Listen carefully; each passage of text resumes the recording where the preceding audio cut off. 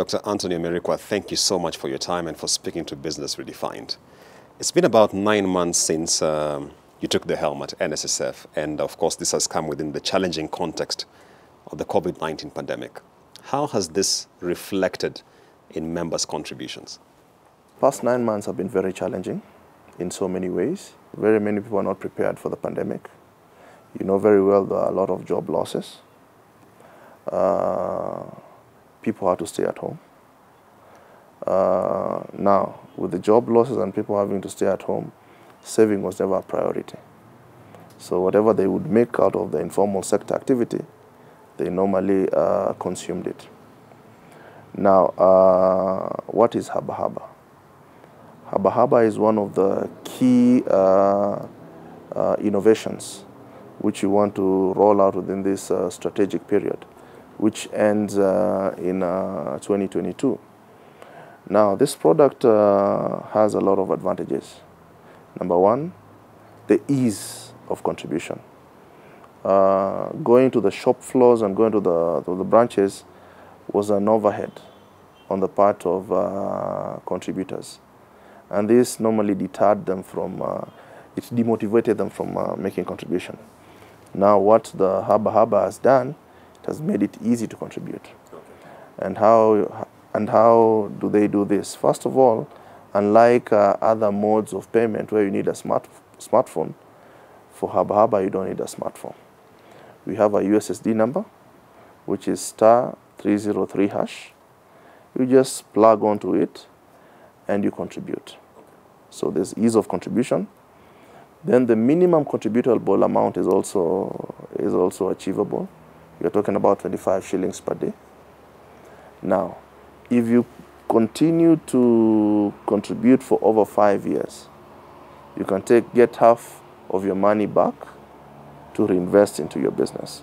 Let me just hold you there, Dr. On the Haba Haba. We'll come back to it when you're talking about the informal sector. I'm concerned about the investment climate as we speak, because of course, looking at the NSSF portfolio, it's quite diversified, fixed income stocks, etc. There has been a bit of erosion of the investable opportunities, for example, in the capital markets, the stock exchange. And many are just keen out here to understand how is your investment income looking like, especially in this COVID environment?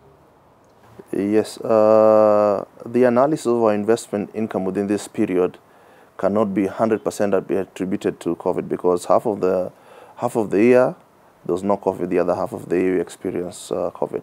But like you said, our portfolio is very diversified. So in an area where the stock market was eroded, we got some cushioning from our other investment, that the long-term fixed investment that we had done through government paper and treasury bills. Now, that is the reason why that portfolio is diversified. And it's not only the fund that was hit by that erosion in the stock market. The stock market suffered close to 4% loss in paper value in this period. Now, what are we doing different going forward? We want to further diversify our portfolio, which is a continuous thing. Secondly, we didn't do very badly compared to the benchmarks, because we had diversified the portfolio, and we had some fixed deposits and treasury bills and bonds that we had taken up. Thirdly, since we came under the regulations of RBA, we are guided on how we invest. And as a fund, we don't invest directly. We use the services of our fund managers, who are professionals in that area, and they're helping us ensure that our portfolio is able to sustain, and so that we're able to give a good return to our members. Importantly is the fact that the COVID phenomena is a global phenomena. It has impacted all the sectors, and it has impacted many countries too. But if we look across the pension industry, the fund performed way better than many other investment. Okay. And something which you mentioned, which I think is particularly important, is the subject of the NSSF Act of 2013. which of course segments of it implementation has been stalled by court orders, particularly the bump up in the remittances. How much of a rollback has this been on the NSSF agenda? This act was created to help Kenyans and compel them to save. The propensity for Kenyans to save without being regulated is very low. Kenya has a high dependency ratio. The coverage of pension within the country is also very low compared to other countries in sub-Saharan Africa. So this act was created for Kenyans. Now, the suspension of some of the sections, specifically one that deals with the contributable amount, has set us back profoundly. A case in point, during this COVID period, you know, one of the key things that the Act allows the trustees on whom the fund is vested is to create new products.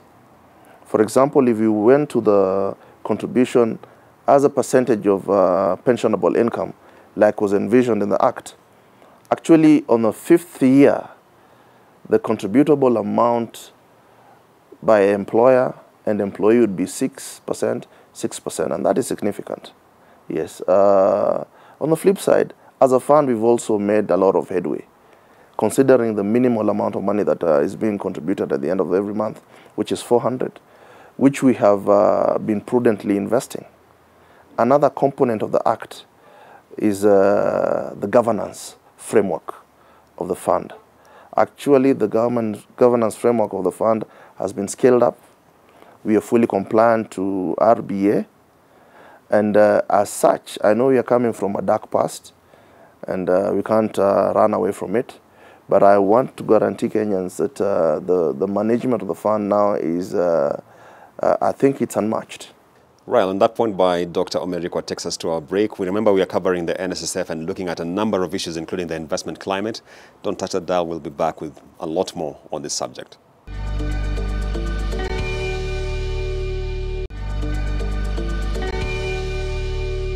Welcome back to Business Redefined. Tonight we are speaking to the CEO and Managing Trustee of the National Social Security Fund, Dr. Anthony Omerikwa, and we are focusing on NSSF regarding a number of issues regarding this fund. And thank you.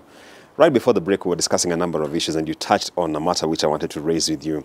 Many Kenyans, when you talk to them about the prospect of scaling up their remittances to the fund, they raise the question of corporate governance. And they raise a number of issues, including the baggage you have mentioned from the past. Just to speak to the issue you were mentioning before the break, how has this been streamlined, and what confidence can you give Kenyans? The governance structure of the institution has been prescribed in the Act. Now, the general composition of the board is a tripartite. You have the employers, you have the employee representative, then we have government. Our board has 9 board members. And if you look at the composition of our board as it stands today, and as it's been standing since the enactment of this Act, it has a very diverse group of people. NSSF is one of the most oversighted institutions. We are regulated by RBA, where I said we are very compliant. We are audited by the Auditor General's office. We are oversighted by the Inspectorate of State Corporation. Our governance levels are assessed by the by SCAC. All the trustees, as a requirement and prescription by RBA, are required to go through a trustee development course. Yes. There's also value add in terms of capacity building and training that goes on from time to time. And importantly, and I think we are doing this for the 6th time, which has never been done before, we normally have an AGM, and our books of accounts are published. Yes, you can walk into the NSSF office and request to see our records under freedom of information. So I think from a governance perspective, we are in a very good place as a fund. I see. And speaking about issues of oversight. One of the challenges that many Kenyans have cited out here, especially retirees, as, when we mentioned that we're having this conversation, is the issue of delayed payments. How do we stand as far as this is concerned? You as a contributor, you normally have to do a nominee form to nominate your dependents.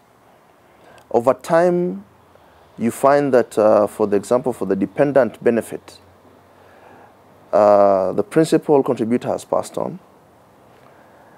They did the nominee form when they were employed and unmarried. Over time, they have a family. So for the dependent benefit, we have to do a lot of due diligence. We have to talk to the chief. We have to, it takes time. Okay.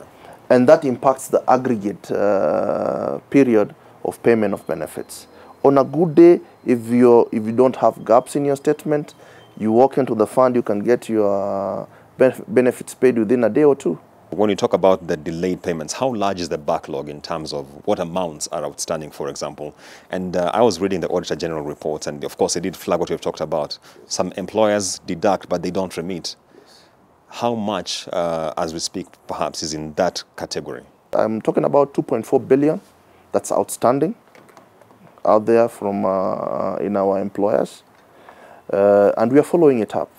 Unfortunately, most of these people who owe the fund these monies are public institutions, universities and other parastatals. We are on record and we are trying to follow it up. Through the pending bills mechanism, I think we'll be able to address these issues within this first quarter of this financial year. And to go back to the asset allocation, you did mention that you're looking to diversify the portfolio even further, and you mentioned private equity. When I speak to some trustees of pension schemes out here, they will say pensions are designed to go to the more risk-free and low-yielding return kind of structure. Are you worried about the prospect of getting into private equity? Each fund manager has a predisposed risk appetite, yes? Now, if we go back, what informs how we invest at the onset is our investment policy statement, yes, which kind of gives us a measure of how risky we should get. It also predefines the minimum return that we want to get out of any investment. With that investment policy statement, we orient our fund managers on where we are as an institution. Going back to the issue of widening the net to cover the informal economy, as it were, data from the RBA tells us that out of every 100 working Kenyans, only 20 have a formal pension scheme, and that includes the NSSF. I'm just curious in terms of how are you working with the devolved units, especially because now the structure is quite devolved across the 47 counties, to ensure that this informal sector is roped in across the country? Number one, as a fund, we have a very wide branch network. We are covering just about the whole country. Maybe we are missing out on the far-flanked areas, maybe in one county. Secondly, one of our key strategies this strategic period was to do smart partnerships, and that's what we have attempted to do. We've partnered with NHIF in terms of data sharing. You know very well, NHIF comes from your slice of the pay, but for NSSF, it's the employer and employee. Then, as Kenyans, we've been sensitized. And you find people even in the informal sector paying for NHIF. So it's a good place to fish out this group of people. Secondly, we've also partnered up with Safaricom, and the culmination of it was a USSD number that we are using to make it easy for people to contribute. We are also exploring other innovations, which are work in progress. Maybe in the next 60 days, we'll be able to roll it out. We've also partnered up with the counties. The NSSF Act of 2013, the parts which have been challenged by court orders, it's been about 7-8 years now. Do you have any hope that there could come a time when actually they are implemented? Julian, I have a lot of hope. Both as an employee of the fund the team leader of the management of the institution, and also as a Kenyan. This act, had we started implementing it in 2013, the effects, the economic effects that we are feeling today as a country, maybe would have been less than they are now. Yes, and also you remember that we do cash transfers. Yes, for different cadres and for different reasons. But that cash transfer would have been eased out. The intention of the act is to ensure that in future we don't get into situations where we are doing that cash transfer. And if you crunch the numbers, what the exchequer pays in those cash transfers, it is an easier route to ensure that everyone is brought under the armpit of the pension scheme. Thanks to the Tax Laws Amendment Act, the RBA Act has been amended, and now Kenyans can access up to 40% of their benefits towards home purchase. As a policy, because of course this is supposed to help catalyze the uptick of housing units, what do you think about this? Because some have argued perhaps it is now creating a challenge whereby retirement is the pension kit is supposed to give me accrued benefits over time for retirement, but now midway I'd be tapping into this, or at whatever point I'd be tapping into this to address this one particular need. Just keen to know what you think about this. If you've worked for 10 years and you've been contributing 400, at the end of the financial year, you'll have contributed 4,800. In 10 years, you have 48,000. Even if you load up 20% interest rate, assuming you have 60,000 only in your account, and you want to buy a house, and I give you 40% of that 60,000, assuming you want to buy a 1 million shilling house, you can't even raise a 10% down payment. So the idea is timely. What we need to do is we need to unlock the act so that what you contribute is significant, such that when I give you that 40% that the law now allows, it can help you. And getting to the tail end of our conversation, just curious to know, what is your outlook? Especially, we know COVID-19 has thrown a wildcard for many. But of course, when I look at, for example, the NSSF numbers, investment income evolution, there's a bit of a dip in 15-16, but we've seen an uptick. How do you see the future unfolding? Very many people now are coming for their benefits. Across the board within the sector, we'll see a slight shrinkage in the asset worth of the institution because people are coming to get their money out. And that is what played out when COVID started. Very many people came to ask for an early retirement payoff. Yeah. Some had not even attained the statutory age. And are you confident about the adequacy of your fund value to meet this rising demand of benefits?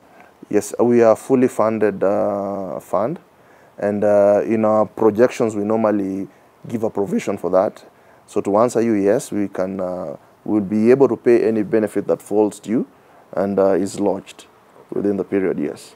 And really just my final point, when you look at one of the challenges I normally see when I look at NSSF as a contributor is that, as I mentioned earlier, the equities income, equities market has been a bit depressed.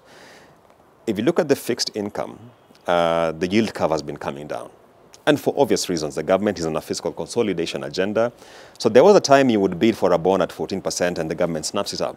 Increasingly, that has become not the case. Now they want 12%, 11%. From a yield perspective, how is it looking like? Because with both equities and fixed income markets now coming down, where does this leave a fund like yours? Because of our diversity, we are cushioned. In the long-term papers, we are there. So we've locked in some value and return already. For the short-term investment that are coming due, you know very well the way the equity market is operating now, it's a buyer's market. We are hoping that the curve will tip upwards. And if you look at some of the indicators in the market, once the European market opens up, I think the environment will change. And I'm saying this for two reasons. Number one, Kenyans have already adapted into some form of income generation in the informal sector side, and this we've been able to pick as we are trying to champion the haba. For example, people have started creating a second source of income.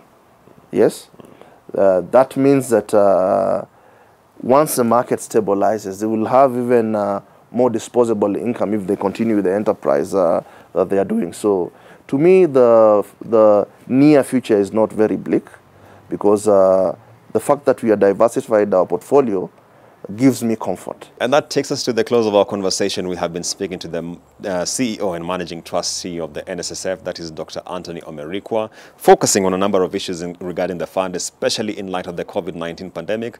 Up next is the Markets Report. Markets Review, proudly brought to you by Business Daily. More possibilities.